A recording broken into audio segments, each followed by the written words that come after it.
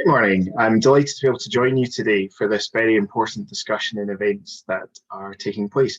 My name's Jamie Cooke. I'm the head of RSA Scotland, and I'm here to talk to you about an idea, basic income, that I feel can be an essential component of how we start to address the looming challenges that we face with the climate emergency. It's a very old idea, but one that's found a lot of resonance in the world that we find ourselves in today. The current crisis of the COVID-19 pandemic has, of course, first and foremost been a human tragedy in terms of the loss and the illness that it has brought, but also has shone a light on many of the challenges that exist and have existed in our communities for quite some time now around insecurity, around precarious work, and around the impacts that climate change is starting to have. These are not new problems, but it's been shown the frailties and the insecurities and the weaknesses that we have in our current systems. I believe that with a basic income, we can start to address some of those to provide a foundation and to be able to respond to create a fairer, more secure, and more sustainable future. So what is a basic income? They say it's an old idea. It's one that's been talked about for centuries from thinkers like Thomas Paine and Martin Luther King to more recently where it's picked up a lot of traction. At heart, it's a very simple idea. The idea that every eligible person receives a direct payment from the state every month directly into their bank account that they know will be there and they can choose what to do with it. It has several key components to it. It's universal, it's unconditional, it's regular and secure and individual. So that means each person receives it individually. This isn't a head of household. This gives people choice and opportunity in their own lives.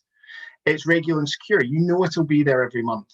That you can plan on that basis and use it to shape your actions and activity. It's universal. Everybody receives it. This isn't based on how much money you have, what you bring in the door, or how you work. Everybody gets it as a right. And it's unconditional.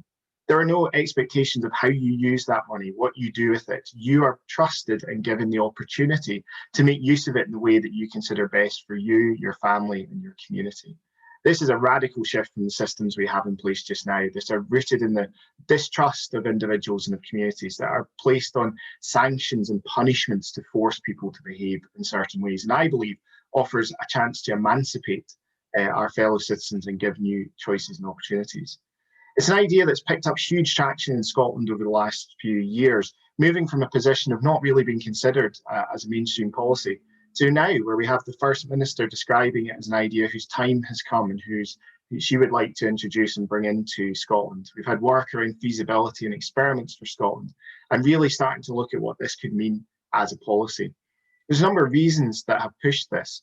It's the fact that we have many people living very insecure lives where jobs can disappear very quickly. It's the potential impact of new technologies that are arriving that could radically shift how we work and the opportunities and jobs that exist within that.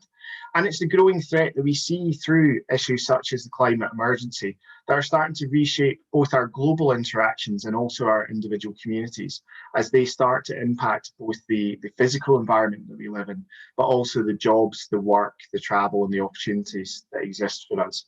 For me, one of the biggest challenges we face around the climate emergency is that if people are living precarious lives, if they are struggling to survive the week, then it makes it an awful lot harder for them to be able to challenge and change behaviours that take longer term thinking, that will have a longer term benefit and impact. If we can create that security, if we can give people the chance to not just survive, but to thrive, then I believe that we enhance and create a greater mental bandwidth for them to be able to address the vitally important areas that we need to be able to do if we are going to not only survive, but grow out of this climate emergency we find ourselves in and to build a better, more secure future. So I would call on the Assembly to look at basic income, to consider it as a foundational aspect of the new society we want and need to create. It isn't a silver bullet. It doesn't solve every problem on its own, but it does create that secure base that we can build other policies on top of, and to give that trust and security to individuals to be able to build and choose how to live their lives most successfully. I think it would be important for the Assembly to look at the idea of supporting smaller scale experiments with basic income, opportunities to test this out in communities where we can actually see the realistic impact that it can have.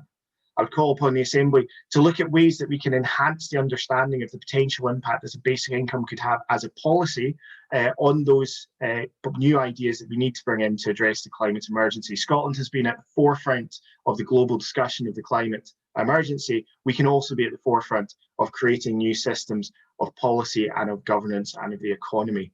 I think this is an ideal opportunity for us to create that foundation. It will work and enhance the other policies that you've been hearing about this morning and create this interlinked new idea for a Scotland that can actually be at the forefront and a leading light of creating a better idea for the future. I look forward to answering any questions you might have and to seeing what comes out of this vitally important work that you as an Assembly are doing.